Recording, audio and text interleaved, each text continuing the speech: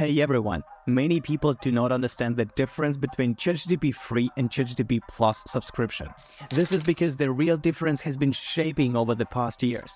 Previously, free users had a cap on messages, but premium users had priority access. Then it used to use different models for different subscriptions. But now it is much more than just that. With so many features released throughout these years, it's easy to get lost or feel like you're not using ChatGPT to its full potential. In this video, I'm taking you step by step through everything ChatGPT Plus has to offer. There are actually more than 20 different features that are really cool.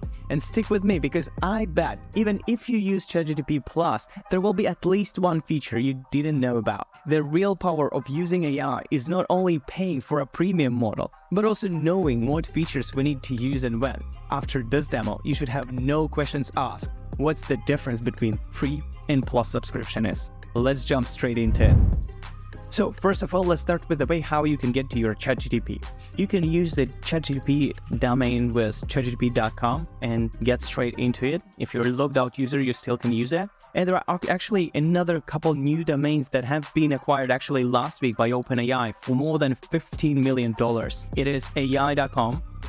And if you go with AI.com, you automatically got readdressed to chatgpt.com. And another one, which is chat.com. So if you go with chat.com, you will also get to chatgpt.com. So once we get there, we now can start chatting with our ChatGPT account. So we can ask, hey, how are you doing? And we are going to be chatting with GPT-4o mini model. If we will be able to log in, and we're going to do that a little bit later, we'll be able to actually chat with 4o model, which is kind of a smarter model in a sense. We can pick between the two. Here in the free version, pretty much what we can do, if we're not logged in, we can copy paste the model. We can see what model response we got. We can't change the prompt and we can't access the previous chat history. We can't select a model. We only can use the new chat and chat with one model. That's pretty much it. It's very limited. Once you log in, you will get additional functionality though. So let's actually log in and see what we get.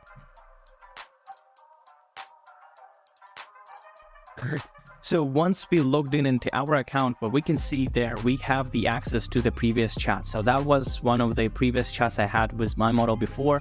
I can also explore another pre-created GPTs, and we're gonna talk about that later. So let's get back to our GPT.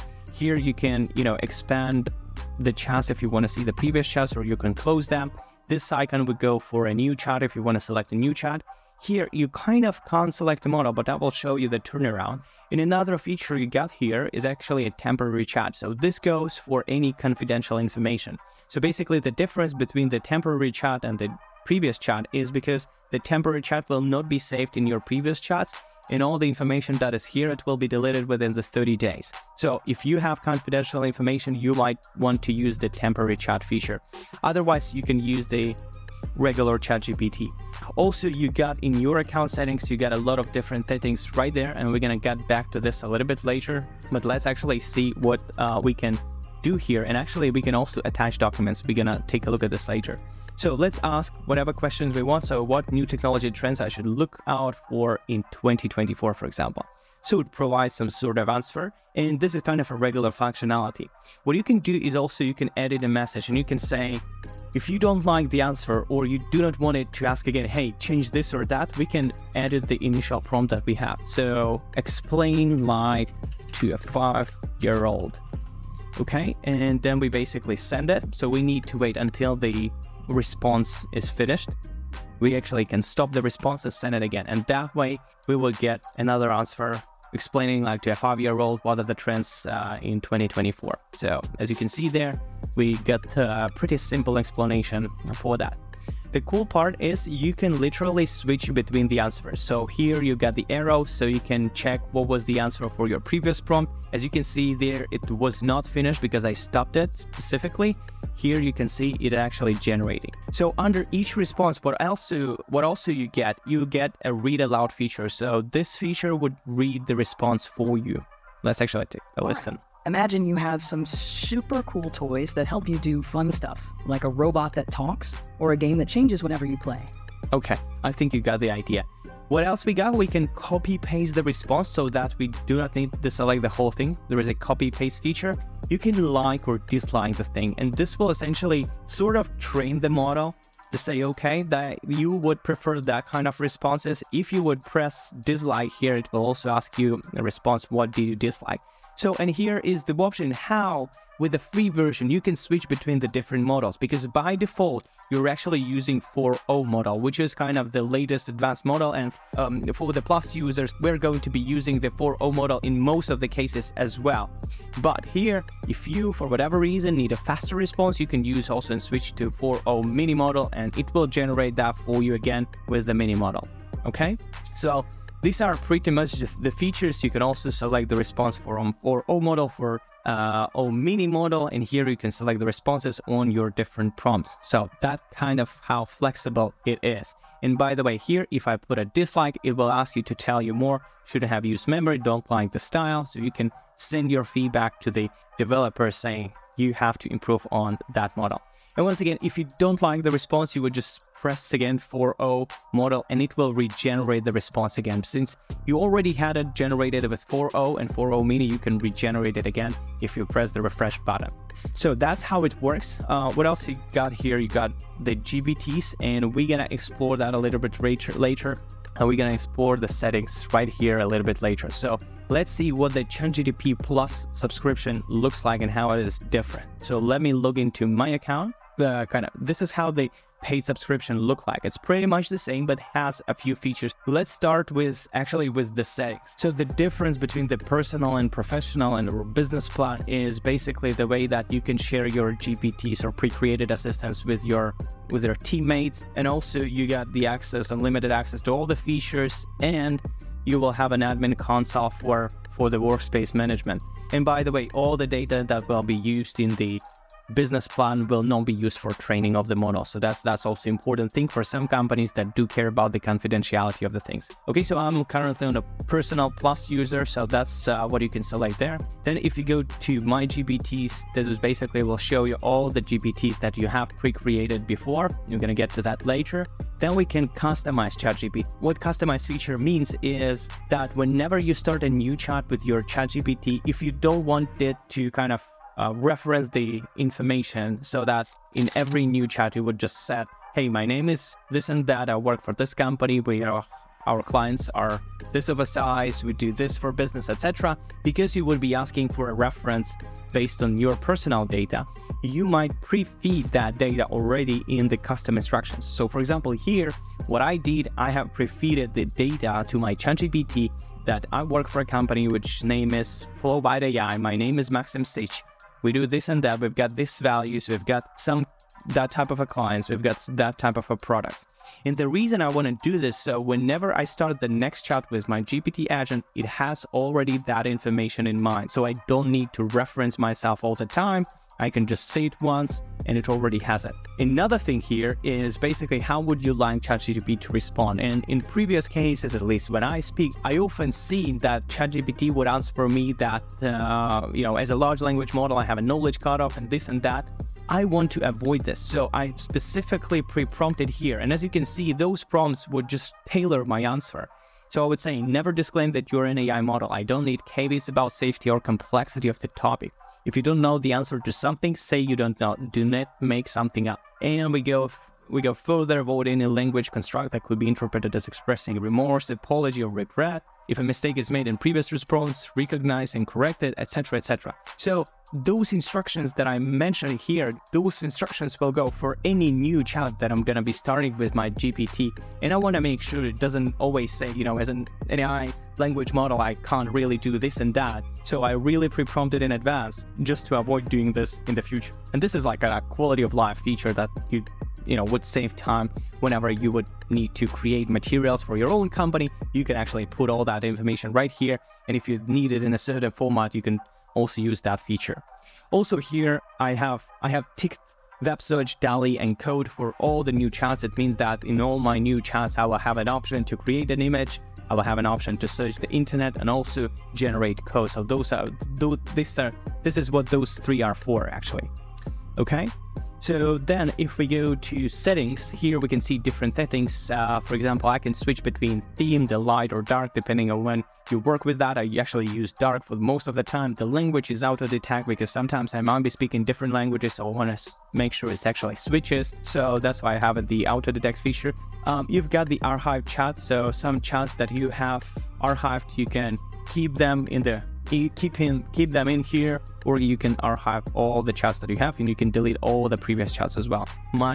For example, my previous chats do have some really useful information, so I don't want to be deleting all the chats because sometimes I actually do access the previous chats, and that's why this is very important to keep them up and running. So the next thing is memory. So memory is something ChatGPT might actually remember throughout the chat. So for example, if we go to our ChatGPT and we say, hey, remember that I love riding a bicycle in my free time.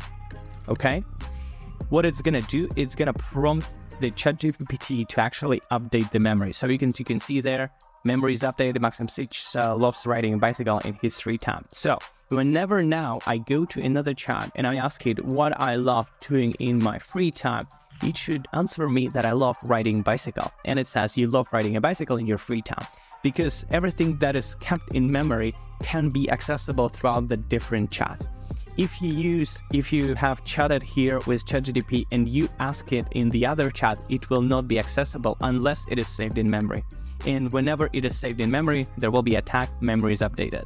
Okay, let's move further. And here actually in the settings, you can manage your memory. So you can see what are the different things here, and some of these that you don't need or were mistakenly saved in the memory, you might actually delete these. And again, these things will be available to ChatGPT for all the new chats. So for the speech, you can use different voice and you can play the voice. Hey there, I've got a really great feeling about us teaming up. Okay, so you can select whichever voice you like the most, and this would be the voice that you can chat with advanced voice feature.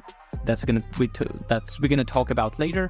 Then we get data controls. There you have the shared links that you can use or delete. You can actually export the data. So if you export the data, you confirm the export and you will be sent an email with all the previous chats of you. And I'm gonna show you how it looks. So now we have selected to export the data, and we're gonna receive the email after some time, and I will show how it looks.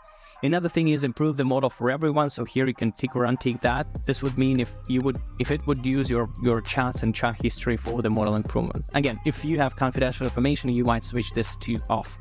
The builder profile, this is the profile that will appear on public whenever you publish your GPTs for everyone in the market. So you can add your social networks here, and you can add your company name, etc. Again, the connected apps, you can connect your OneDrive, you can connect your Google Drive to your ChatGPT so that you can easier find the files that you want to reference. Otherwise, you have an option with here when you can tick that thing and upload the file from your computer. Unless you have it on your computer, you might have it in Google Drive, so you can download it from the Google Drive straight away. And here we have the security, so multi-factor and logging out all devices. Okay, so those are the settings. I actually have received an email. Let's take a look how it looks. So I just received an email and I can download the data export. Okay, the download has started. So let's wait a few seconds. And this is actually needed in case you don't want to lose all the chat history. And for example, here I can go to the chat and it will have all the chats saved in kind of HTML file for me. All the previous chats that you had. Let's actually see how that works. So here's an example. So I've got love for recycling. So those are two latest chats that I have. And here I have pretty much all the chats that I had for the whole life, right? So I've been chatting a lot. And what is cool, I can actually reference whatever I want. So I can go, I was talking about gym streak workout or gym workout routine, gym routine or something like this. I can try to search some certain files if I need. So yeah, that's pretty cool. You can actually use this feature to access all the chats in HTML, not in ChatGPT. And by the way, in ChatGPT as well, if you want to search for a specific thing, there is an option to search through all the files. And you can go with gym, for example, and here it will search through all the files where gym is mentioned, and here you can access a specific thing. So that's just another quality of life thing that you can search from there. You don't need specifically to download the data for that. This is just in case you would want to use this data for training to some other models, or you would need to reference it or have it on your computer. And here you will find another data for the conversations in the JSON format, and the other options here will be the files of some certain things like shared conversations or message feedback, which is like a smaller ones, again in the JSON format that you can access straight from here. So let's actually take a look at the different models. So we've got 4o model, which is used by default in most of the chats. You've got GPT-4o with Canvas, which is the same model, but with an option to use some sort of tooling here. So for example, if we go like generate a blog post for my company, it knows already what company I work for. So I don't need to specifically say my company is Flowby.ai and I do this and that. But what happens next, instead of outputting this as a specific text, we have a separate window for the chat. So here I say generate a blog, and this answer does this capture the message. And instead of just outputting the whole text right here, it generated the document with all the things that I can access right here. So there is a title, streamline workflow, etc., etc. This is pretty cool, but the coolest feature about it, they can easily work with that. So for example, here there is like suggest edit feature, and I can go and say, let's add emojis to my blog post. Let's try to make it a little bit more fun. So what it goes, it just adds tons of emojis to my blog post. Of course, I'm not going to be publishing this blog post nowhere because there are too many emojis right there. So that's why I can go and say, let's actually change the reading level. We can keep the current, but we can also make it like a kindergarten, or we can make it a graduate school. So if I go to make it a graduate school, the reading level will be shifted to a more like a smarter saying of words, instead of just being like a easy comprehensible thing. And as you can see that there are no emojis at all anymore. So it's like a, professional language that we can read through, etc. Another thing I would say, okay, but if my kid is actually coming and asking, hey dad, what are you actually doing for a living? I can instead go and say, let's actually make it for kindergarten and create the blog post of what my company does, but just for a kindergarten student. And this actually makes it really easy. So making things easier to my business want to be faster, better, more creative, to help businesses AI to do these things. And it's kind of trying to explain these things in a more simple format. It uses simpler business cases, use cases that kids would understand. It wouldn't use like smart terminology and stuff like that. What else you can do there? You can adjust the length, because that would be too long for my kid. I would make it like a little bit shorter, so I can select the shorter, and it will actually make it shorter for me, right? So as you can see, now it's actually much shorter. What else here? For example, I can select this thing and making work easier, and I can select this thing. I can use bold, italic, and choose different like headings there. But I can also ask, please rewrite it in Latvian language, for example. What is the important difference here? That it will use only this part of the sentence, and it will rewrite it in the different language. And you can ask to make it expand it a little bit more, or you can ask it to rephrase the sentences, etc. So the cool part is that you can select a certain part of your text and work with that, instead of like the GPT will output all the time, rewrite the whole text for you. So this is pretty cool feature. And here you can show the changes, especially the last changes, and you can copy paste that thing. And you can also return back basically what was happening, what we were changing, right? We can return back and forth and see what was the difference there. Okay, and you can copy paste, you can restore to that version if you liked it the most. So it's a kind of a really cool, again, quality of life thing that you can work with the document straight within the one chat. You don't need the ChatGPT to output the chat, the whole text once again, and you can change it and see whichever version you like the most. So that's a pretty cool and useful thing to have at your hand. Okay, so here, what else you can choose? We can go to a new chat and you can choose more models, and there will be 4o mini. So 4o mini is worse than 4o model, but it's actually faster. And for whatever automations I'm going to be building, I would be using 4o mini model, just because it almost at par with the quality of responses, but because of the expenses is much cheaper. But this is only for developers. If you are paying for ChatGPT Plus subscription, it's actually, you're not paying anything else for mini or 4o. So I would suggest you use 4o instead, because it's just smarter and it's still very fast. GPT-4 model, I don't suggest using it at all. It's just the latest model that has been left there.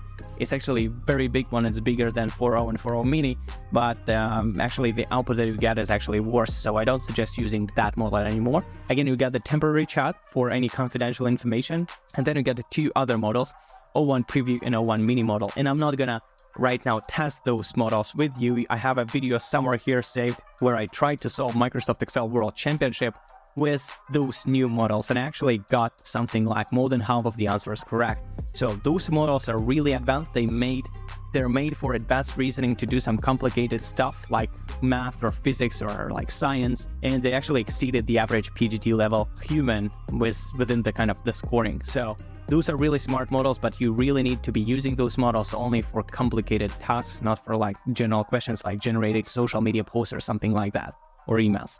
Another pretty cool thing is that whenever you use a chat, so let's start with chat 4.0, I'll just go with, hi, how are you doing?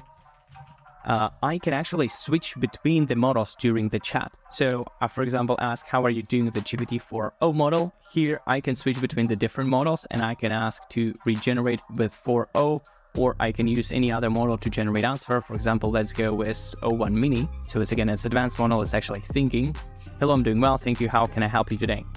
So what else you can do? You can switch between the models. You can go with this one and you can use the picture. So the picture would actually use another model, which is called DALL-E 3, to create a picture for me. Here, I can go and say, hey, create a picture of me working. Picture of me working, okay? And what happens next? It uses the DALL-E model to create a picture of myself. Okay, cool. Maybe it looks like me, I don't know. So another thing I can use here, I can use here, for example, search. So the search would allow me to search the internet. We're gonna take a look at this later. And I can't use the preview or mini model here anymore because I already have the picture, because it is not able to read the picture. So we have a new chat, I can use the reason model. So reason would essentially mean I would use the newest advanced reasoning models, such as like 0.1 preview or 0.1 mini. Actually here, it's actually 0.1 preview to reason through the previous chat. So you might be chatting with 4.0 or 4.0 with Canvas, and then at some point you would want to switch to advanced reasoning. So you can do that by so here, you can select the right model that you want, or you can select it within the answers. If you are provided with the answer by one model, you can select it from another model. So like here, for example, you can select other model. And now the mini in preview are not available just because we already have a picture right there. So let's talk about additional ChatGPT tools that we had. And we already have taken a look at the image creation. You can pretty much create a picture of whatever you wish straight in ChatGPT. So you can say, create a picture of myself in 5 years based on the information that you know about me. Okay, so let's see if it can understand it. It should be generating a picture. It's actually updated the memory. Here, I probably want to delete this one, okay? Because this is just information that we don't need. And here is an example how it sees myself. AI 5 years, just because automation. Maxim Stitch actually found my name, by the way. And this is because all the information he knows about me. How he knows about me? Or muscle gains as well. It actually found that information either in the custom instructions, or it might be actually check the previous chats. I actually don't know. But the coolest part here, when you select this picture, you can download this picture and save it to your computer. You can read the prompt. So basically what it does is actually adjust the prompt that you've asked to more advanced prompt. And here you can select different things. And here we can select this one and say, let me change the hairstyle. So basically we can select a certain things and ask it to regenerate the things on that particular picture. Let's actually see how that works. So, and we got from something like this, we get to this. Well, didn't change it much though, but we probably have to, we should have specified a little bit more specifically what we want to change. But the idea is clear, right? You can keep the picture as before, but you can change certain things on that picture if you like them. Okay, so this is how you would use the DALL-E 3 to generate images. Then another thing which is pretty cool is actually called analysis tool. So if you have the Plus subscription, you can use analysis tool to analyze data. So that would be like your best analyst at hand. For this, we can find the database. So I'll go with something like product database. My product database is in CSV format, and I will ask it make an analysis of the data that is provided. So now it's going to analyze the data. It's actually import the data as a database straight into my chat window, and it does the analysis with the code interpreter, and we're going to talk about that later. And it does a lot of things, and let me show you how actually how it actually looks. So we've got the product database in comma separated format, which looks like this. So here we've got different products, 388 products. We got ID of the products, we got a title of the product, we got the category of the product, subcategory, we got the average rating of each product. So think about like e-commerce shop, which has the database with all the products. And basically here we see the actual price, the discount, the selling price, an average rating of the product, the name and description of that product, and also the link for the picture link. So that's the data that we have, and we asked ChatGPT to make analysis of that data. So it actually made some analysis, but let's ask, show me the findings in the charts when appropriate.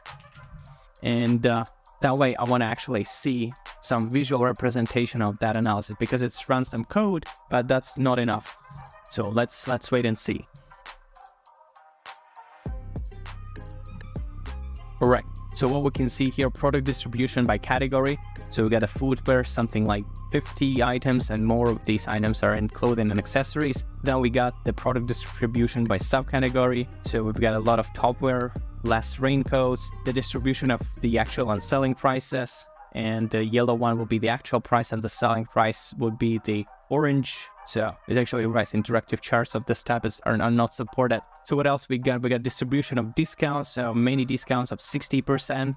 And then we got another distribution and average ratings. So average ratings for the products are about 4, which is pretty cool. I mean, these things are automatically done, and you can actually check them, and you can download the graphs straight into your laptop and input into your presentation, or you can ask some other things ChatGPT to do the analysis on and change things and calculate stuff.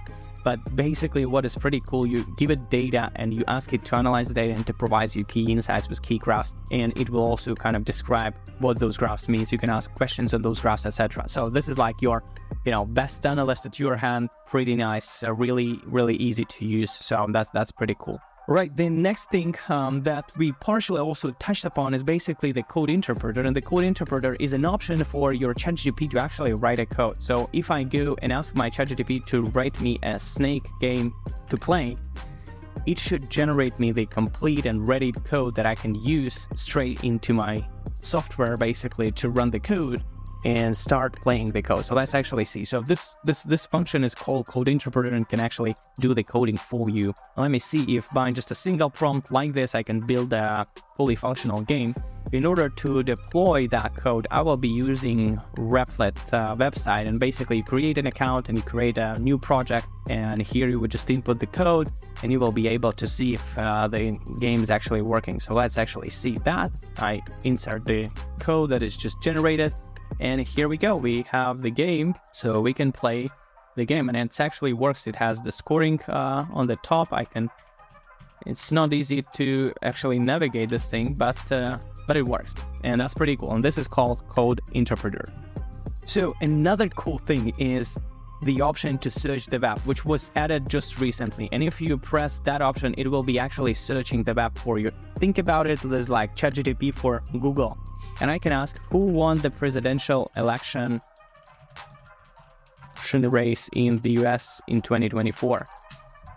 And by any means, the knowledge cutoff is something like, I think it's November something 23rd. But the presidential election has concluded in 2024 in November. So here we can actually see that Donald Trump won the presidential election, defeating Kamala Harris, and it references the articles. So the information that is here is actually very accurate. It's not about like GPT hallucinations anymore. Just because it accesses the real sources, like for example, in that case, the Times, and cites the Times on that thing. And if we go there, we can actually see the information is right there.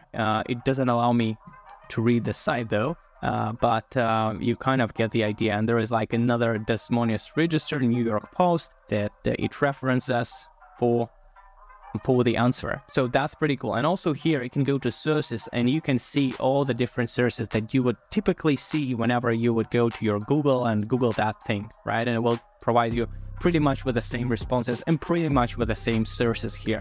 So that's pretty cool, because by using web search, it will provide very accurate replies. This is pretty cool.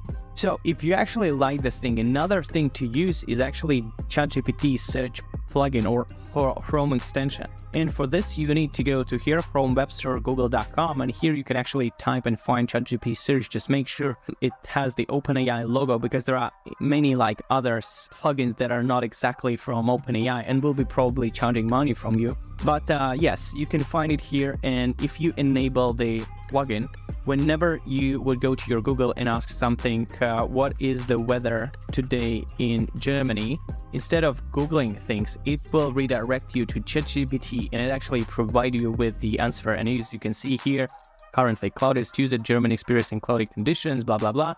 And it's basically the same as, it also provides you with the sources, of course, as you would do that in Google, but instead of just scrolling through the links and gets the right information right here. And here there are like severe weather, some notifications that pop up. So whenever you would go to a new tab and search for a certain thing, it will automatically use the ChatGPT search for you instead, okay? If you don't like it, you would just remove it from Chrome, or you would need to go to plugins, I would need to manage extension, and you would need to turn it off. Another cool thing that you can actually use the ChatGPT for is basically searching from documents. So this is called retrieval augmented generation. So whenever you upload a document, it will save the document at the vector base and will understand the sentiment of the document, basically whatever you're asking. And whenever you have a question, it will be able to catch up the right information from what are you looking for.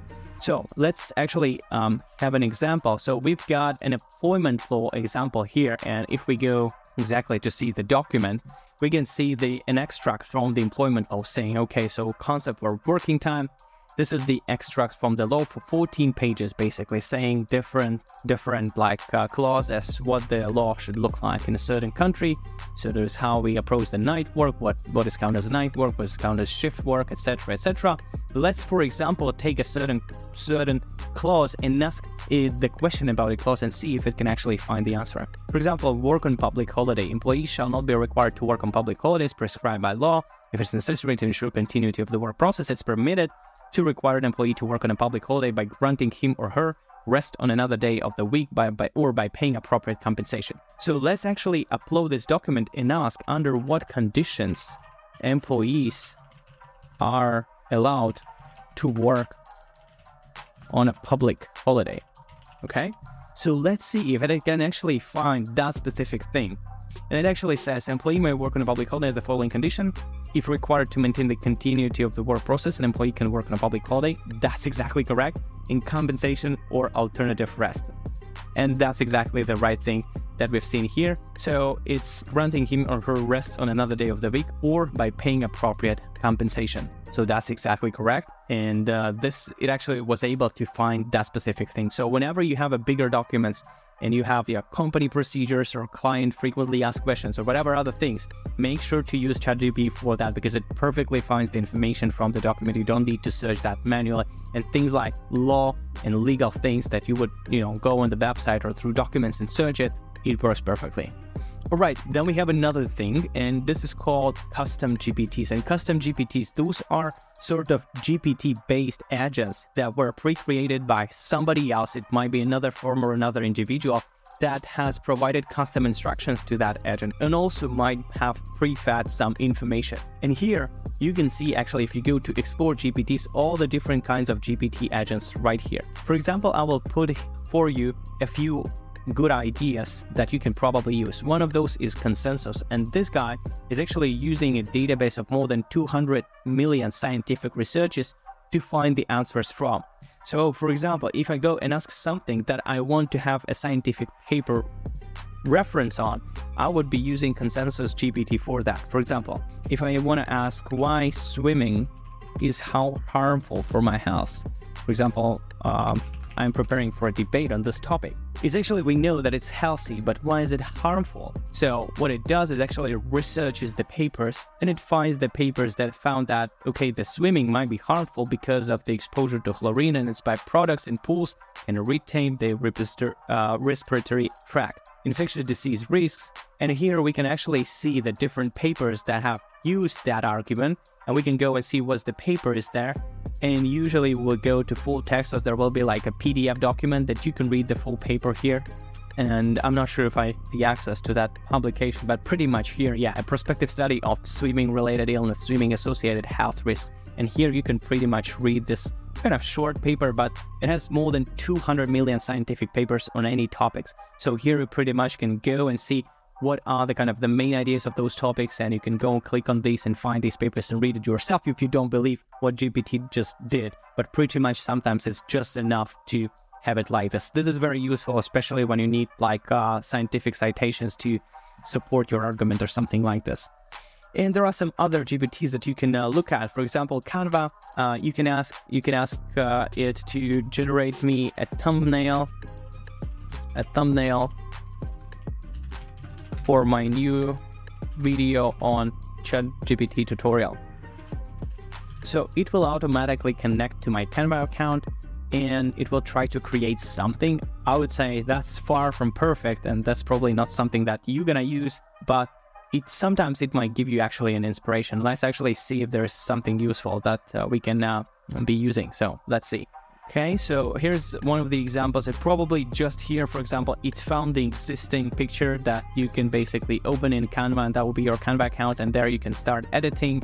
There's nothing specific here, and yeah, and that's basically what it did. It just found some good examples that you may potentially use, and this would just substitute kind of search bar for you in the Canva itself. So for somebody, might be useful as well.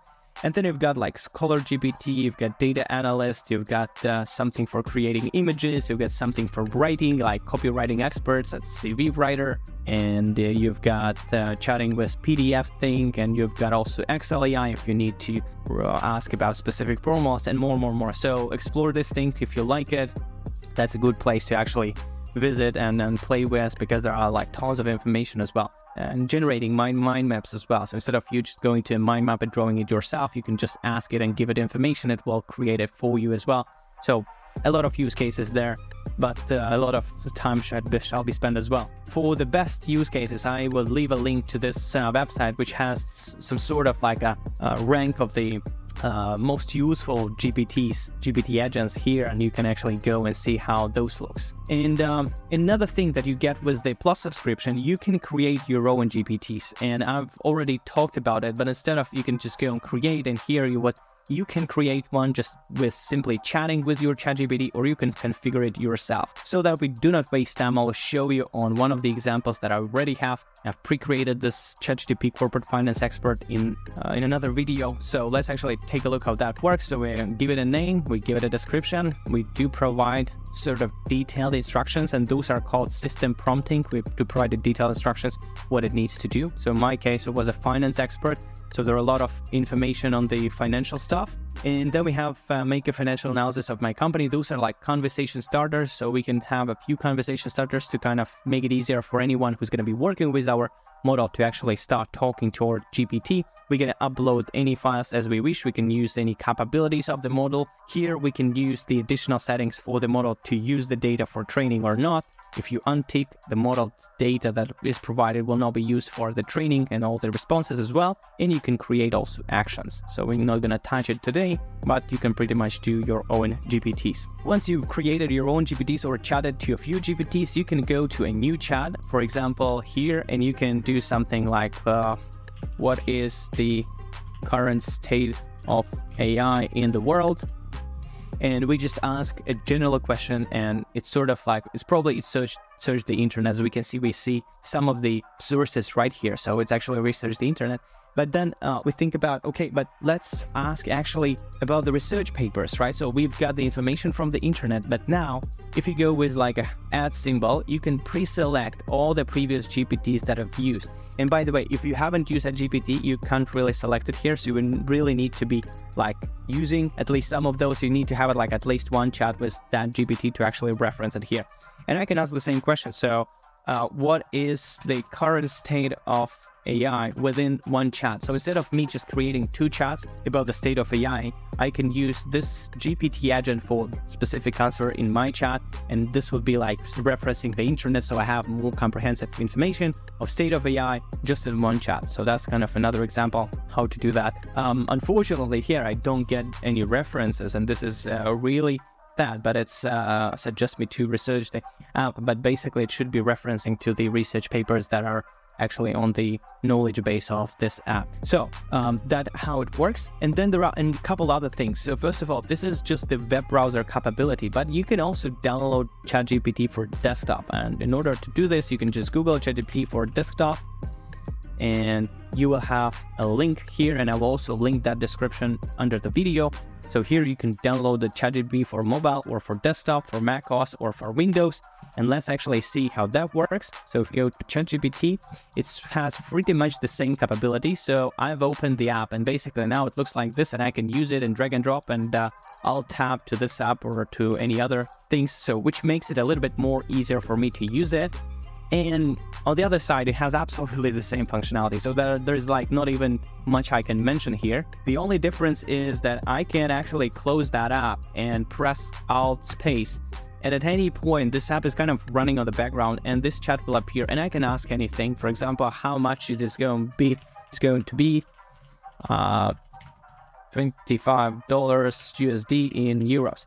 Because I was watching something on the internet and I wanted to check that. So basically it says 232 euros. So instead of me going to Google and just quickly, typing this in, I go with Alt plus space, and I can find that chat real quick, and I can start a new chat, etc.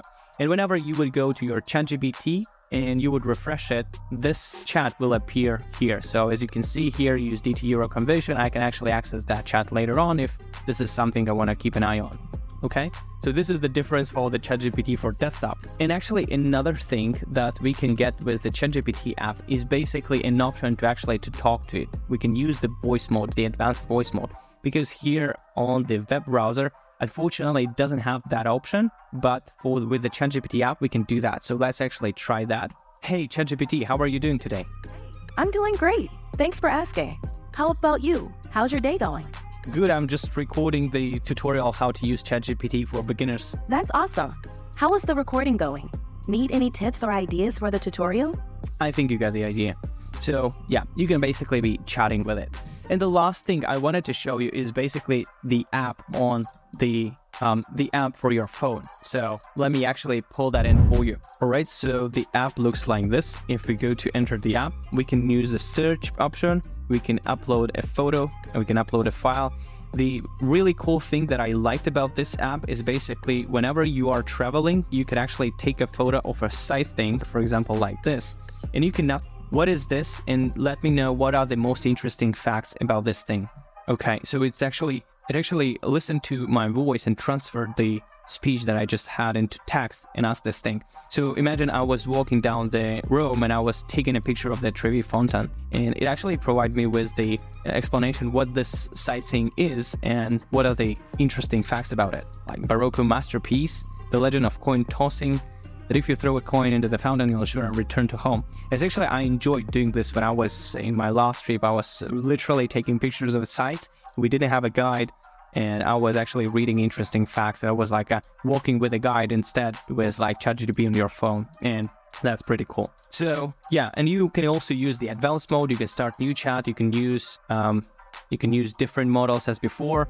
You can use previous chats. You can use GPTs, and the functionality is pretty much the same as you would use in the on your desktop application. It's just more convenient to use it on phone somewhere when you are on the go or so. So to quickly recap, today you learned the essential features of ChatGPT Plus, real-world applications for business, and the strategies to make it a real asset in your daily life. With these insights, you're ready to save time, boost productivity, and finally get the most out of this powerful tool. If you found this guide helpful, go ahead and hit that like button. Make sure to share it with your friends. Make them power users as well. Don't forget to subscribe and click the bell so you never miss an update. I've got more AI tips and tricks coming that you won't want to miss. Before you go, I would love to hear your thoughts. What's the one feature you're most excited to try with ChatGPT Plus?